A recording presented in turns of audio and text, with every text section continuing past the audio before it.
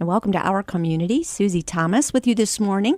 So happy to welcome back Sammy K. Smith from Spring Hill Historic Home. Good morning. Good morning. For new people in town, where are you located, Sammy? That can be for old people in town, also everyone in town. So we are located at the corner of Wales Road and Lake Avenue.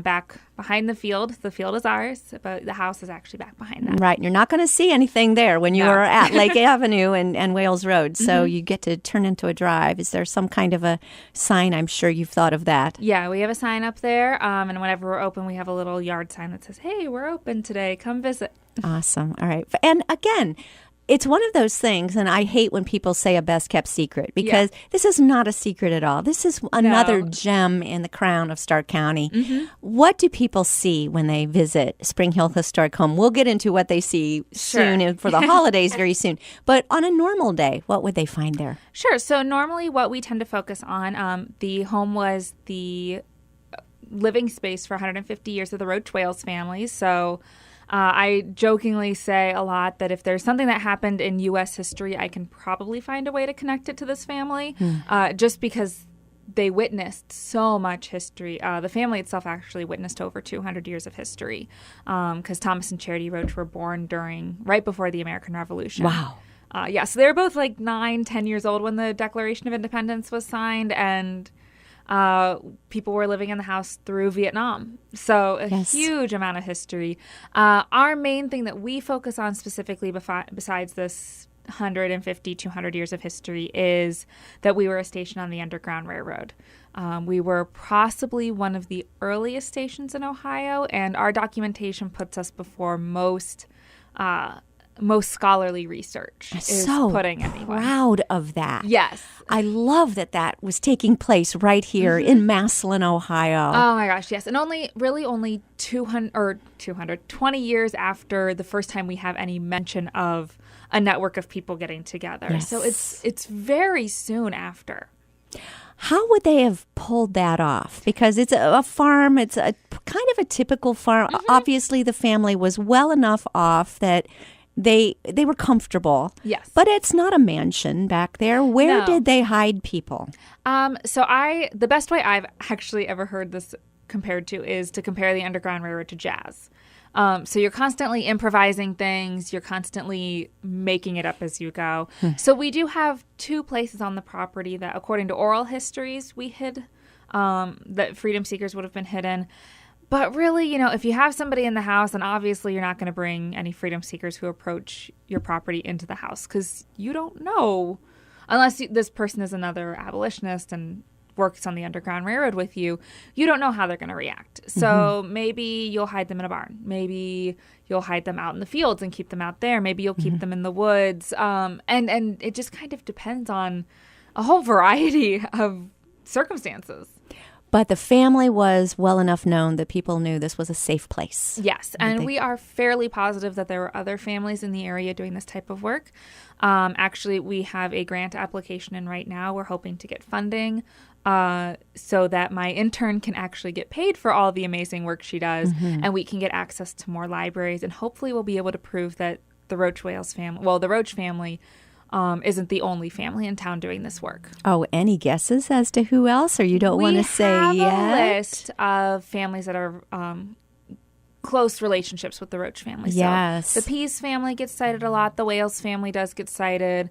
The Folgers. So there's a lot of families in town that their names get thrown about, but it's really an oral history that like a son passed on and wrote down. So we're trying to just find more stronger evidence that they're there. We are 95% positive that there are other people in town doing it. This is how these communities tend to work. If you have one, there's usually more. They have friends. Yes. And I just love believing that about our area. Yes. I love that. When people come to Spring Hill, I know in the past you have done a special program about the Freedom Seekers and about the Underground Railroad.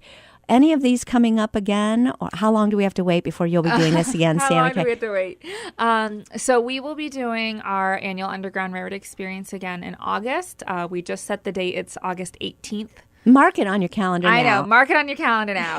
And we have our whole schedule of events already put up on our website. So if you just go to springhillhistorichome.org, click the upcoming events, you can see all of our events through the end of the year and anything else that we have coming up next year. Now, events for next year, subject to change. I have our fall murder mystery where I'm kind of going back and forth between two dates to see which will work better. But we have a really great time. We're hoping to do in the fall next year a World War I exhibit. Everyone's doing their World War I stuff this year because it's the anniversary. Yeah. Well, for us, the anniversary is next year. Now, why is that? Because Horatio Wales, who lived in the house, he was actually stationed in France. And he was there from 1818 to 1819. So 2018 would be 1918 to 1919. I am stuck in the 1800s. Well, 1918 to 1919. Yeah, so the it'll be his 100th year next year. Wow. So that's why we're doing it next year. We're really trying to focus on what that would have been like for. We don't know a whole lot about Horatio with his campaign. We know he was in France, but his company got split up all over the place. So we have really no idea exactly where he was, and he didn't talk a lot about it. But then also to focus on his wife. They had been married 7-8 years by the time he ships off, and her living in this house by herself, what it would have been like for her brother-in-law and sister-in-law, Arvine Wales and Edna McClymans, are living up at the top of the hill with their children, and talking about how that would have made things different, and what it would have been like not only for Horatio on the war front, but also for the family at home. It really gives a personal touch, doesn't it, to show how war affects families. Yeah. And the whole family it's not just is a soldier. It's yes. everyone backing them. Yes. When we visit the home, tell us what we find there. Describe the home for us. Well, you already said it. It's a farmhouse. So I usually tend to call these people, while they are very wealthy, they're ordinary people. They have the nice set of dishes that they use when company's over, and then they have the dishes that they use every day. And so we've tried to keep the home set up so it feels like a home, not... And there are times where we have to move furniture and things like that, so it doesn't feel as homey for logistical reasons. But for the most part, we're trying to make it feel like, you know, Mrs. Wales could show up at any moment, or Mrs. Roach could show up at any moment and be here to welcome you as guests. And like you're describing, you can tell they were well off, but they were down to earth, weren't they? And they're farmers. Yes. There was something about their values that they passed on. Knowing the younger generations, of the last generations that lived there, or the granddaughter of the grandmother who was the last person that lived there, having those as friends, and knowing how down to earth and what salt of the earth people these were. It seems to me there was something passed down from generation to generation to generation. And that was the values. We see that in the entire family. In the Wales family themselves, Arvine Wales the first, because there's like 6 Arvine. Right. I don't think there's 6. I think there's like 4 or 5 now. But the first one who lives in the house, his son wanted to go to college. And he ends up becoming a lawyer in Canton, but his father really fights against that because he doesn't want his son to become a gentleman farmer who sits in his house and oversees things and just kind of watches.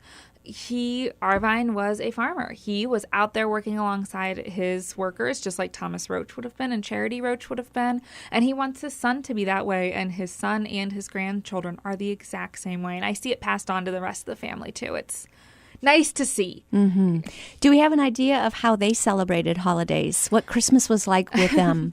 Well, it changes throughout the years. So Thomas and Charity Roach are Quakers, so they do not celebrate Christmas at the time period.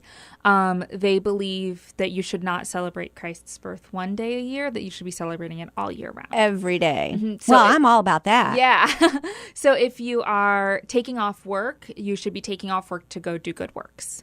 You shouldn't be celebrating and kind of be gluttonous. Well, I love that you can inject some of that into a modern day celebration as well. Yeah, that seems like you still see that today. Where I just saw a friend of mine. She was like, "Hey, I want to be able to give back this holiday season. Where's somewhere I can actually go and work, not just give them money because we're all poor recent college graduates. None of us have any money, but we can give our time. Right. And you see some people saying, you know what, it'd be fun to get the family together and go ring bells for the Salvation Army or go serve at a soup kitchen or something like that. I love that. Okay, go ahead, because you can inject that belief into whatever you do for the day. As time gets on later, you do hear, and it baffled me for a long time, that one of the whales, I believe it was Arvine Chaffee whales, would throw these huge holiday parties with like 25 people. And then you have me standing in the dining room going, how in the world did we fit 25 people in this room? Wow. So the pendulum swung then. Yeah. The kids said, let's have a big Christmas. Okay, I'm all about that too. And it was but it was still very much about family. Yes. And getting family together and supporting each other and things like that. And we try to still encourage that. We encourage people to come through as families or with their friends. We'll have some volunteers who'll be playing the piano throughout the year or throughout the Christmas season, which will be totally normal. I mean, I tell little kids this all the time. Okay, what do you do when you don't have a TV? So you get to read and you get to sing and you get to play games. And it's still just as much fun. Absolutely. So we'll be having that. I'm currently I am in a group that's going to be going around through the community caroling. Yay! So for those who don't know, you have an awesome voice. Oh my goodness, that'll be great. There's only a few of us. We're still looking for a handful more people. Okay. That'll be nice. But and some of the stuff, I've been asked by certain people, oh, you caroled for us last year. Do you have a group? And I'm like, yeah. Or some of the places are just kind of like, oh, well, let's just like go to the mall. So you're thinking that there are things for younger children. How old of family members would be interested in what you're offering? I think any age. Great. So a lot of the stuff we're doing is very much just focused on having a good time. Mm-hmm. And that's something that's intergenerational. Tell me about the decorations. What's it going to look like? Gorgeous. We just finished the first floor last night. And I do have to give a shout out to Bill Weaver, who owns Victorian Reflection in Massillon. He does all of our decorating for us for free. Wow. Wow. Thank you, Bill. Yes. Wow. And that is a lot of, he owns a good majority of our decorations. So, and he decorates locally, decorates La Pizzeria and downtown Massillon and things like that. So he has a warehouse full of decorations. And we just kind of switch them out throughout the year. So our first floor is mostly done. We're just kind of like in that last fluffing and tweaking, and I will be heading back and finishing that up you're done here. Today. What is today? The 15th. So not on the day that this is airing. But yeah, it's just absolutely gorgeous. We do try and pull in some family members' personalities, but still have a good time. Obviously, it's significantly more avant-garde than it would have been than any of us ever decorate our homes. Yes. But it's absolutely stunning and beautiful. Oh, my goodness. All right. Now, yes, when we're recording this on the 15th, now you're airing on the 21st. Yes. When do you open up again? Tomorrow. Yay. So people can come tomorrow to see all of your good hard work. Yes. We will be open Thanksgiving weekend, Saturday and Sunday from, I'm going to double check, 3 to 8 p.m. We will have, if we don't have a live musician, which it all just kind of depends on our people's schedules. Sometimes we have live musicians. Sometimes we have canned music. Sorry. Use your imagination. Yeah.